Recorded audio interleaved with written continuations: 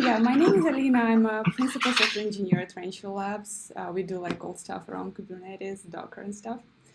And this year I'm on the program member committee at DevOops, St. Petersburg.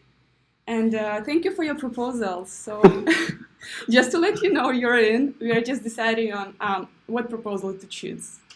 Okay, cool. So, yeah, if you could tell us a little bit about yourself and about all of your proposals, what do you think would be the strength of each one of them? Sure. So my name's Seth. I'm a developer advocate for Google Cloud. Prior to that, I was in charge of the developer relations program at HashiCorp and an engineer there. And then prior to that, I was part of the community team at Chef Software. So my background is in computer science, degrees from Carnegie Mellon, all of that stuff. Lately, for the past 2 to 3 years, I've been specifically involved in the DevOps space.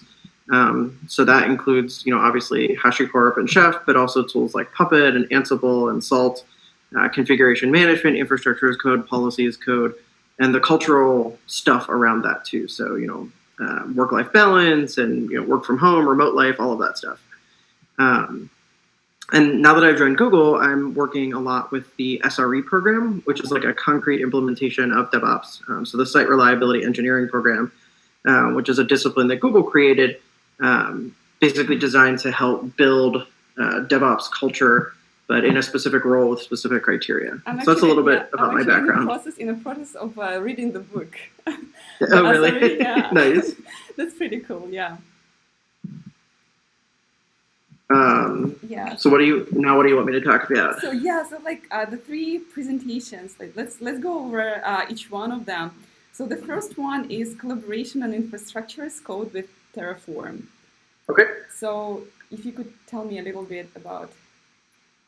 Yeah, so this talk, I've given this talk before. It's basically a 2-part talk. The beginning talks a lot about culture and why collaboration is important. Mm-hmm. We talk about collaboration from configuration management, collaboration for infrastructure as code, the benefits of collaboration, who's doing collaboration. And then the second part is specific about how Terraform enables collaboration by having a shared language. Mm-hmm. So the baseline of the talk is without a shared language, like if I'm speaking English and you're speaking Russian, it's difficult for us to communicate, right? And the same is true for infrastructure as code. So if you're using, CloudFormation for Amazon and Deployment Manager for Google and Azure Resource Manager for Azure, it's difficult for those people. You're not speaking the same language. Yeah. So Terraform provides that common language. And then I go through a live demo of not only using Terraform to provision some resources, but also showing how you can collaborate on those infrastructure changes, and someone can come in and comment on a GitHub pull request and say, hey, this looks good, this doesn't look good. So you create the same workflow, and then the very last part is just kind of talking about what we get out of that, and it's really about stealing. So it's steal everything that application developers already have. So if you already have a CI/CD pipeline with Jenkins or Travis CI or Circle CI, use that for infrastructure as code. Don't have a whole different workflow with a whole different set of criteria, which then ties back into the DevOps principles, kind of using the same tooling, right? Your operators and your developers should all be using the same tooling. Okay. So that's really that talk at a very high level. Oh, that's great. Yeah, and you've mentioned that there's already a recording somewhere of this. You've given this demo before. I've given the talk before. I don't know if there's a recording. I can try to find one. No worries. Yeah, we can do it after. You can do it after the meeting. So okay. Yeah, that would be very, very useful. All right. So the second talk is the DevOps versus SRE. That's my personal favorite.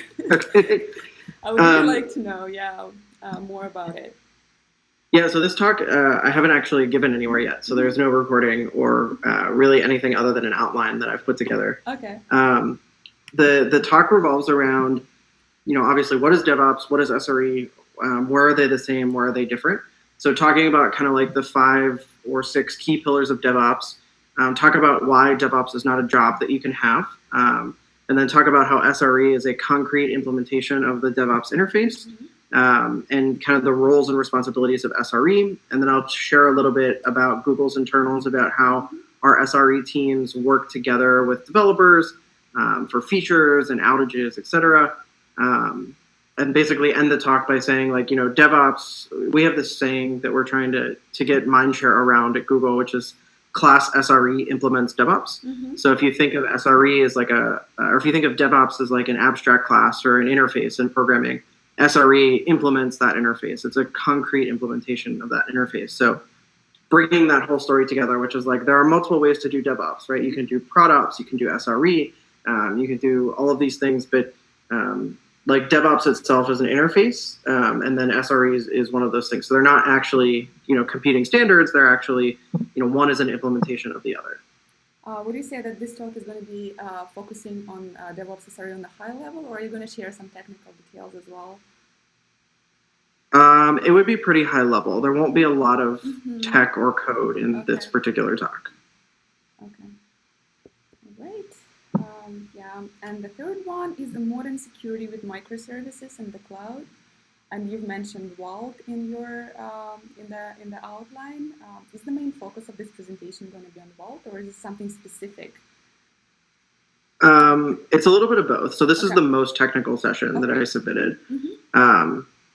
It basically starts with a few slides that challenge people to rethink security. Mm-hmm. So we talk about traditional architecture with like a monolithic application and a database, and why security was easy, like why you could just have a firewall and then it was easy. And then we look at like a microservices architecture, and we talk about why security is hard, right? We have network connections and we have different cloud providers, and we might be talking to like an external hosted service. So there's a lot of challenges. And then I'm going to talk about like what I think are the 5 key principles of modern security. Things like time-based access controls, logging, alerting, auditing, the ability to revoke credentials, etc. Mm-hmm. And then I use Vault as a tool to demonstrate those concepts. Mm-hmm. But I wouldn't say that it's a Vault talk, right? Okay. It's a talk about security concepts, particularly around modern architecture. But I use Vault as the tool to illustrate like dynamic credentials. I'm like, look, I'm going to make an API call. Vault is going to do this stuff for us and give us back a credential. You theoretically could do the same because it's not open source, but like there are other tools that'll do these things for you. Like I think Amazon just released some kind of secrets acquisition tool.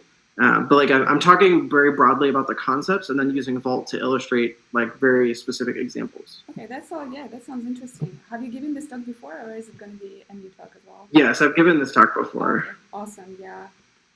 So yes, we probably have to. Yeah, we really appreciate the links to the first talk and the second talk.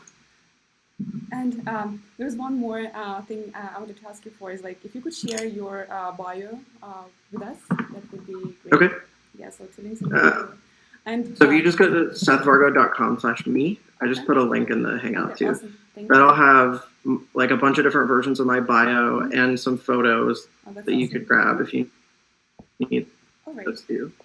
Okay. And do you have any questions to me about the conference or organization details? Not really. I've never been to Russia before. It's a very beautiful city, and you're gonna go to the very beautiful city.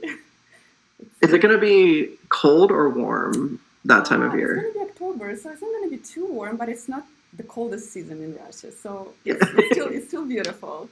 Yeah. Okay. Yeah. So yeah, I would thank you for your talks again, and I hope to see you there. And we'll let you know once we decide on which talks we're gonna put to the agenda, and we're gonna talk back to you. And I understood correctly that email is your preferred line of communication. Yeah, I travel so much that it's hard to get in different time zones. I can imagine. One last thing is like I'm obviously like make the best program. I'm willing to do more than one talk if that works out with the program. Mm-hmm. I've done that before. Okay. So if you like 2 talks and you can't decide between them, like I'm willing to do 10 talks if I have to. Great. I have a hard time deciding between them, but thank you. Oh, thank you. Cool. So now I'm gonna stop recording.